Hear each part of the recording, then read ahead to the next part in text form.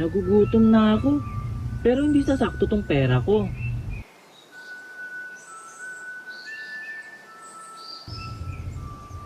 Andyan na kaya yung nagtitinda ng fishball sa labas? Uy, sakto, andyan na.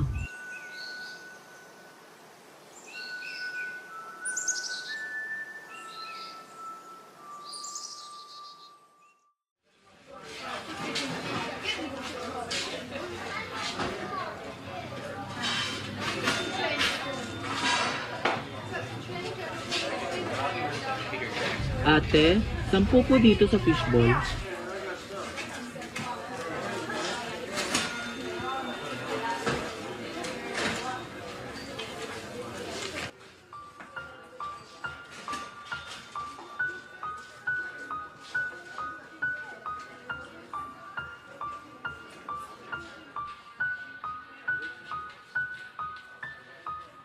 Sobrahan ko kaya yung kuha ko ng fishball. Gawin ko ng 20. Di naman nakatingin si ate.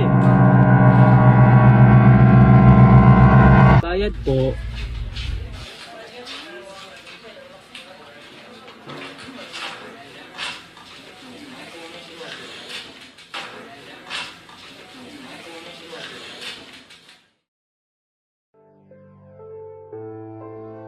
Parang mali yung ginawa ko.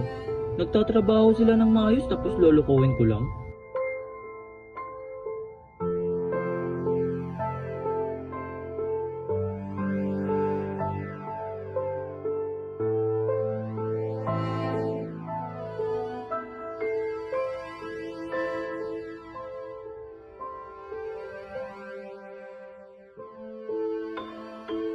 Ate, ito po pala yung kulang ko sa bayad.